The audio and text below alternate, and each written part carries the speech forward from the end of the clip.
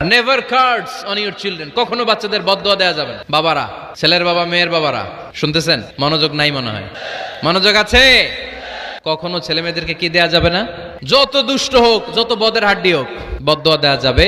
ওই সময় দোয়া করে ফেলবেন। বেশি রাগ আসলে কি করবেন? একটা দোয়া আপনি সেট করে নেবেন যে বেশি রাগ চলে আসলে আমি এই দোয়াটা করে দিব। ভালো দোয়া পারা যাবে? কারণ বাবা মা রাগের মাথায় যেটা বলে এটা কবুল করে নেয় কে? কাবা ঘরের একজন কালো ইমাম আছে, নাম ইমাম আল কালবানি। দেখছেন এই ইমামরে আপনারা?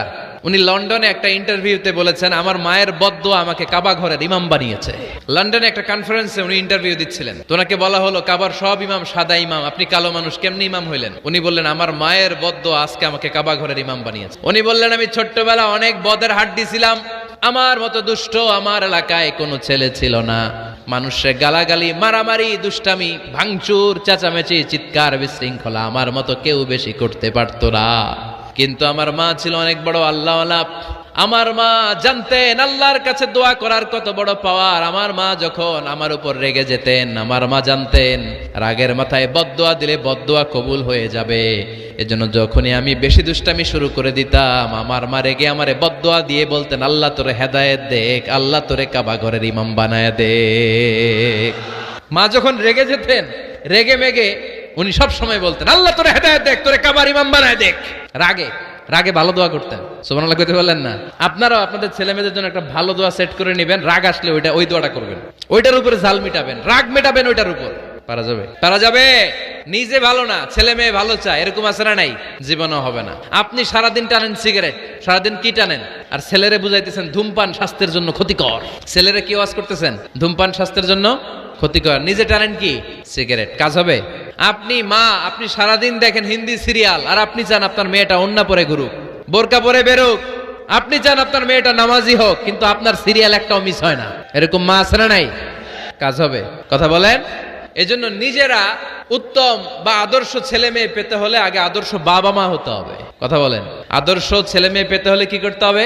আদর্শ বাবা মা হতে হবে। কারণ তারা আমাদের অ্যাডভাইস শুনতে চায় না। বর্তমানের ছেলে পেলে এত ইচড়ে পাকা, এত ছোট্ট ছোট্ট ছেলে মেয়েরা প্রেম ভালোবাসা বুঝা ফেলছে।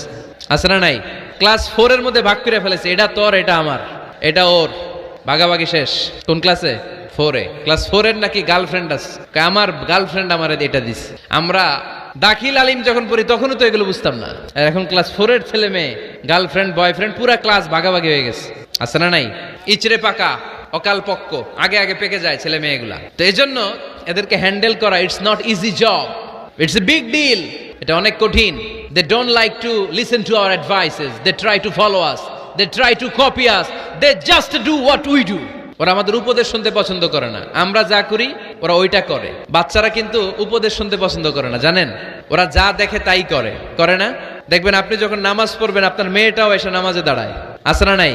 আপনি যখন নামাজ পড়েন, আমি যখন নামাজে দাঁড়াই, আমার ছোট্ট মেয়েটাও নামাজে দাঁড়ায় এইভাবে, আর বিড়বিড় করে কি যেন পড়ে। এরকম মুখ নাড়াতে থাকে, ঠোঁট নাড়াতে থাকে। ও ভালো করে কথাও বলতে পারে না, কিন্তু বিড়বিড় করে। কারণ ও আমাকে দেখে আমি বিড়বিড় করে কি যেন পড়ি।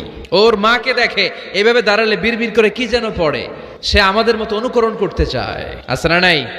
দেখবেন ছোট্ট বাচ্চাটা পানি পেলে আমাদের মতো কুলি করতে চায়, মুখে দেয়, অজু করতে চায়। আছে না? নাই।